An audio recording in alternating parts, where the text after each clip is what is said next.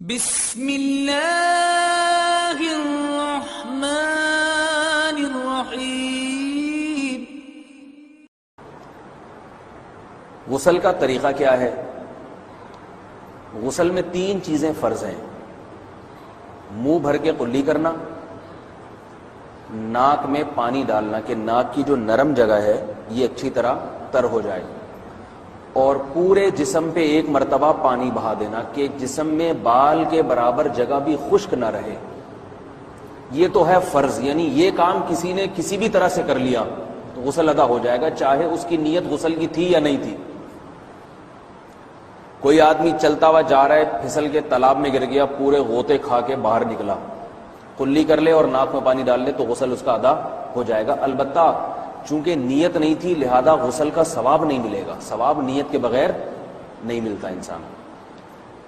دلائل اس کے الگ موضوع ہے کہ اس کی دلیل کیا ہے کہ بغیر نیت کے بھی غسل ہو جاتا ہے، لیکن میں نے بتایا دلائل کا سیشن نہیں ہے، اس میں پھر بات لمبی ہو جائے گی۔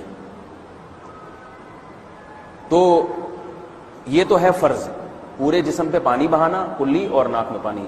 سنت طریقہ کیا ہے؟ رسول اللہ صلی اللہ علیہ وسلم غسل کیسے کرتے تھے؟ سنت طریقہ جس پہ جو اختیار کرنا چاہیے وہ طریقہ یہ ہے کہ جب آپ غسل کے لیے بیٹھیں تو سب سے پہلے وہ جگہ دھوئیں جہاں نجاست اور ناپاکی لگی ہوئی ہے۔ نائٹ فال ہوا، کسی کو احتلام ہوا، تو جہاں جہاں گندگی لگی ہے پہلے اس جگہ کو دھوئیں، استنجا کریں، شرمگاہ کو دھوئیں اچھی طرح۔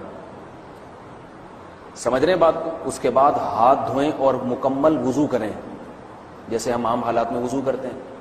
مکمل وضو کرنے کے بعد دائیں کندھے پہ پانی ڈالا، لیفٹ سائڈ پہ پانی ڈالا۔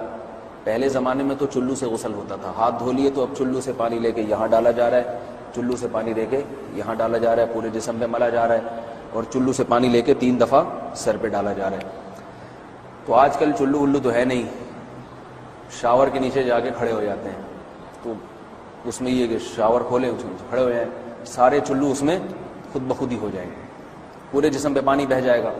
نبی صلی اللہ علیہ وسلم کے دور میں یہ جدید چیزیں نہیں تھیں، شیمپو اور صابن، تو آپ صلی اللہ علیہ وسلم بیری کے پتوں سے غسل کی ترغیب دیا کرتے تھے۔ بیری کے پتوں کو اگر پانی میں پکایا جائے تو پانی میں میل کچیل صاف کرنے کی صلاحیت بہت بڑھ جاتی ہے۔ ہمارے زمانے میں اس تکلف کی ضرورت نہیں ہے، صابن ملتے ہیں اس سے نہا لے آدمی، نہایا کریں، بہرحال کہنے کا مقصد یہ آپ لوگوں سے۔ تو یہ سنت طریقے سے غسل ہو جائے گا آپ کا۔ سمجھ رہے ہیں بات کو؟ سب سے پہلے استنجا کیا، اس کے بعد وضو کر لیا، اس کے بعد غسل کر لیا۔ اگر کسی نے غسل میں وضو نہیں کیا اور ویسے ہی پورے جسم پہ پانی بہا دیا تو بھی اس کا وضو خود بخود ہو جائے گا، اس غسل سے وہ نماز پڑھ سکتا ہے۔ کیونکہ بعض لوگ غسل کرنے کے بعد دوبارہ وضو کر رہے ہوتے ہیں، اس کی ضرورت نہیں ہے، کیونکہ جب غسل کرتے ہیں تو وضو والے اعضاء تو خود بخود اس میں دھل جاتے ہیں۔ یہ ہے غسل کا طریقہ۔ سبحانک اللہم و بحمدک، نشہد ان لا الہ الا انت، نستغفرک و نتوب الیک۔